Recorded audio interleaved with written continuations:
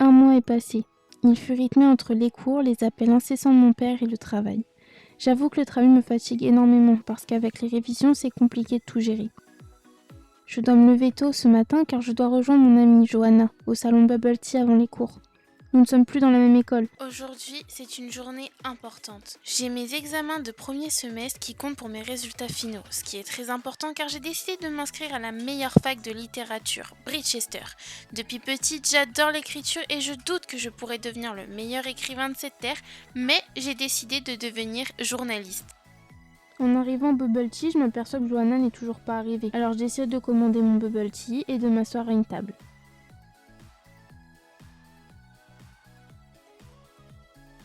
Salut ma passionnée préférée. Comment vas-tu? Hey, désolée, j'étais trop plongée dans mon histoire. Ça va bien et toi? Bah écoute, ça va. T'as passé un bon week-end? T'as pas répondu à mes textos. Ouais, désolée. Entre les cours, le boulot et les examens, j'ai pas eu une minute à moi. Tu m'en veux pas trop, j'espère. Non, t'inquiète. D'ailleurs, ça se passe comment au boulot? Bah écoute, ça va. L'équipe est sympa. Je me suis fait une amie, si on peut appeler ça comme ça. C'est une étudiante de la fac où je souhaite postuler pour l'année prochaine. Elle m'a donné plein d'anecdotes et d'infos si je suis prise. Oh, mais trop cool! Toujours sur la même machine? Oui, je vérifie toujours le pliage des cartons. Ah ma pauvre. C'est fou que ta mère n'ait toujours pas grillé que tu travailles. Bah, en soi, elle a pas grillé parce qu'elle est très prise par son travail. Elle fait plein d'heures sup. Bon, et toi, ton week-end, fais-moi un peu rêver, s'il te plaît. Bah figure-toi que j'ai rencontré un garçon. Encore? Non mais attends, lui il est différent. Jo, tu me dis la même chose à chaque fois. Et ça finit toujours pareil. C'est encore un terreau cœur, je parie. Bah justement non. Il est à la fac en études de management pour reprendre l'entreprise de son père. Il a 22 ans et il est très très beau. Un corps d'Apollon.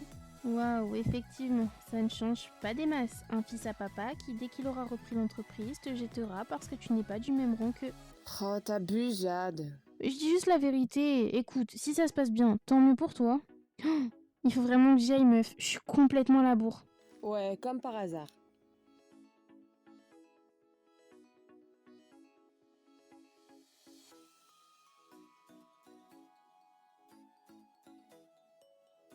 Tu peux éviter de traîner derrière moi sans un bruit?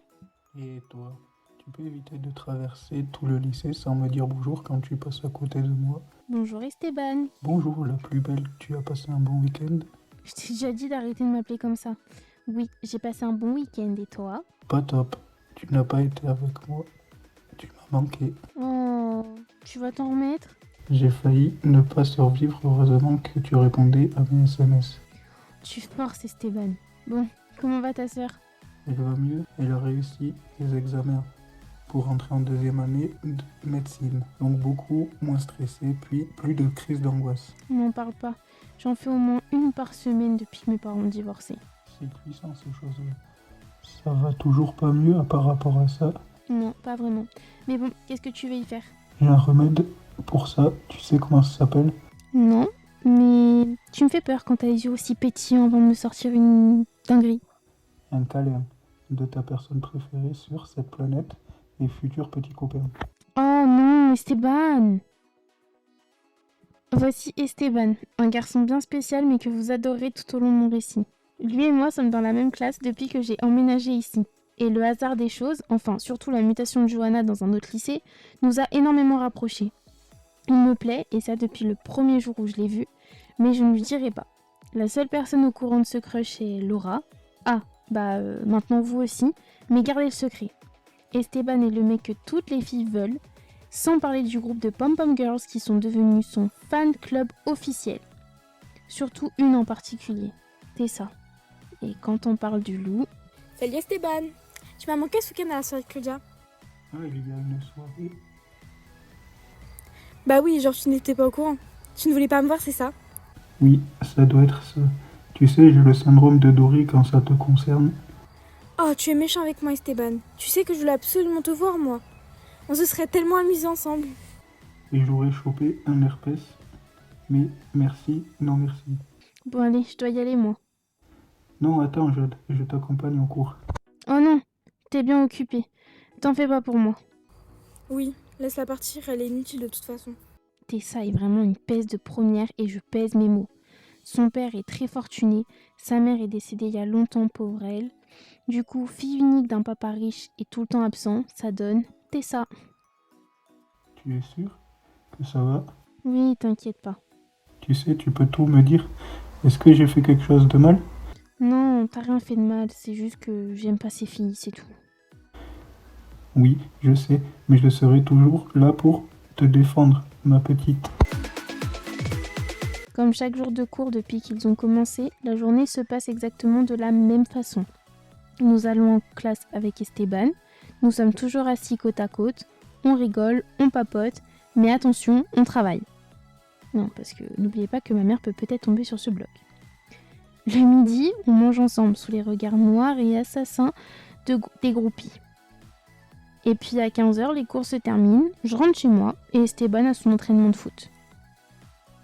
Je me dépêche de rentrer chez moi ce soir car vers 20h avec Laura, nous allons sortir. Petit resto entre filles et boîte de nuit au karaoké. J'ai pu négocier avec maman jusqu'à 1h30 du matin maximum.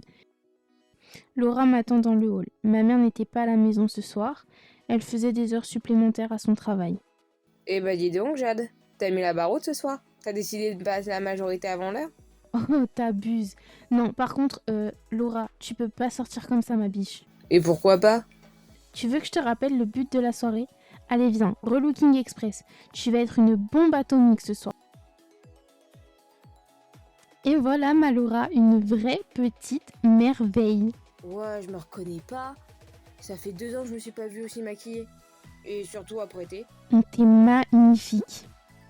Bon allez, on y va, t'es prête? Allez.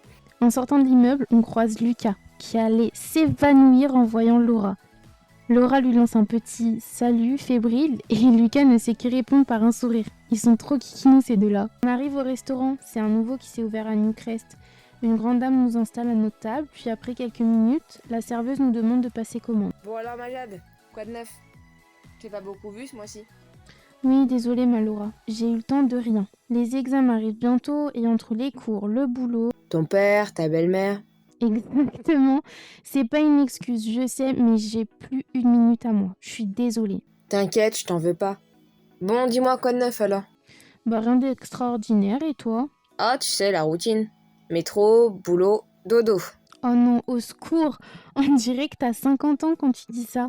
Ah ah. Mais non, malheureusement c'est la vérité. D'ailleurs, est-ce que t'as vu comment Lucas t'a bouffé du regard ce soir? Mais non, t'hallucines? On n'a pas tous un Esteban à nos pieds. Comment il va d'ailleurs? Très bien, toujours aussi forceur, mais j'avoue que j'aime bien. Nous avons passé un agréable moment au resto. Nous avons bien mangé, bien discuté. Au moment de passer à la caisse, j'entends une voix familière derrière moi. Nous nous sommes regardés avec Laura et j'ai pris le risque de me retourner. Mes yeux se sont écarquillés quand j'ai vu mon père, Kelly, et en baissant le regard vers son ventre arrondi. Oh non, mais quel cauchemar!